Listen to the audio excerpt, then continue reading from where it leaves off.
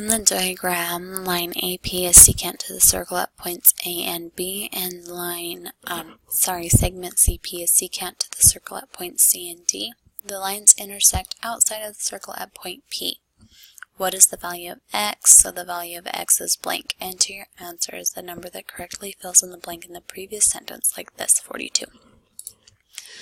So again, I just wrote down those three theorems in my own words, and so I'm going to use this. They intersect outside of the circle, and they're both secant lines. So I know I'm going to use this equation. So now let's interpret the product of the whole secant length and the outside segment.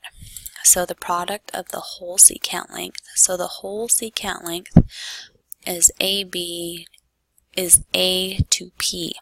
So that means that it is 5 plus this x plus 3 segment.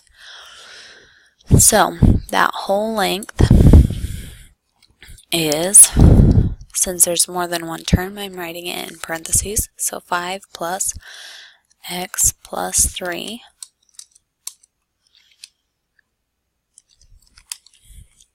and again it was product, so that means it's multiplying. Now the outside segment, that is outside of the circle, so it's just this x times 3. So since there's more than one term, x plus 3 is going to be in parentheses. Now that's going to equal the product of the whole secant segment length, of the other whole secant segment length, and the outside segment of the secant segment. So the other whole, I'm going to use the different color. The other whole secant length is x plus 2 plus 8. So again, since there's more than one term, I'm going to include that in parentheses. So x plus 2 plus 8 is the whole secant length, and it was product, so that's multiplied.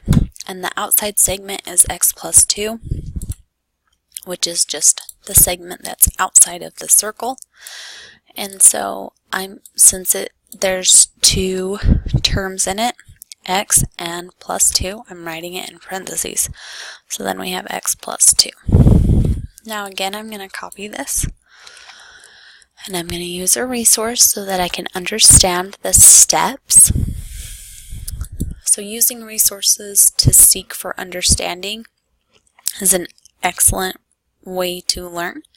Using resources just to end up with an answer doesn't really benefit you. So, with that being said, we'll just step through what's going on here. So it says to simplify 5 plus x plus 3 to x plus 8. How they did that is they added 5 and 3 to add up to 8. So then this changed to x plus 8 times x plus 3. And this was x plus 2 plus 8 and x plus 2. So then it says to expand x plus 8 times x plus 3. So you can click here to show those steps. This is called the FOIL method. FOIL is just an acronym to remember how to distribute when you're multiplying parentheses that have two terms. So it would be x times x, which they have right here, x times 3, which they have right here, 8 times x, which they have right here, and 8 times 3, which they have right there.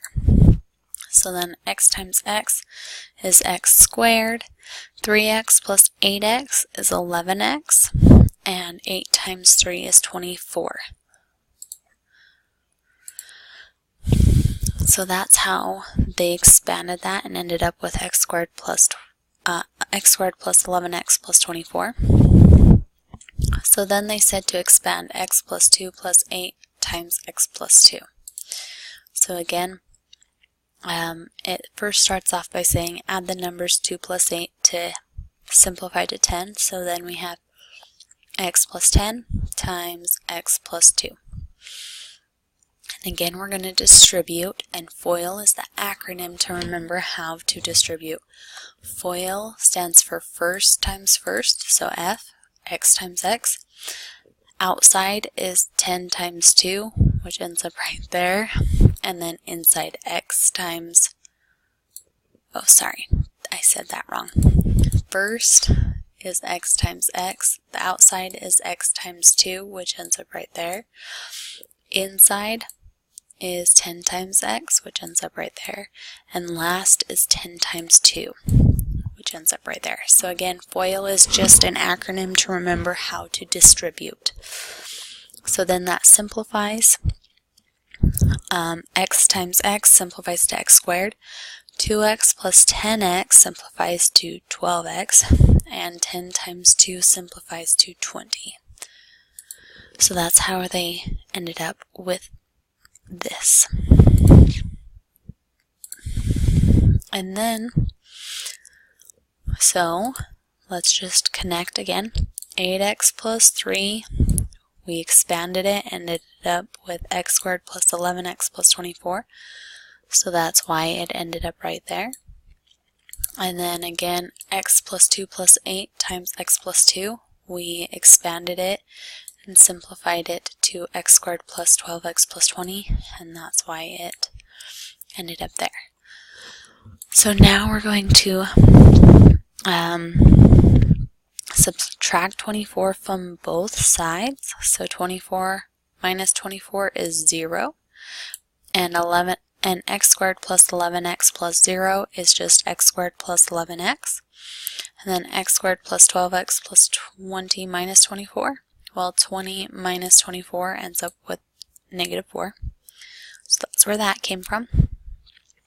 So now it says to subtract x squared plus 12x from both sides. The reason why they're doing this, they're doing it in one step, is because they want to combine all of the like terms. So x squared, notice there's an x squared on this left-hand side right here and on the right-hand side. They want to collect those together. Also notice that there's an x term, an 11x, and there's also an x term here, which is 12x. They want those to be on the same side as well. So x squared plus 11x minus x squared plus 12x, they're subtracting those from both sides. So x squared minus x squared ends up to reduce down to 0. 11x minus 12x ends up being a negative 1x, and again that 1 is implied there. So that's where this negative 1x came from. And again, x squared minus x squared reduces down to 0. So adding 0 won't change that value. And then 12x minus, there's that minus sign right there, 12x reduces down to 0. And then we're left with minus 4. So that's where that negative 4 comes. So now we're going to divide both sides by negative 1, because negative 1 divided by negative 1 reduces down to 1. Negative 4 divided by negative 1 reduces down to 4. So there are the steps, and we have that x equals 4.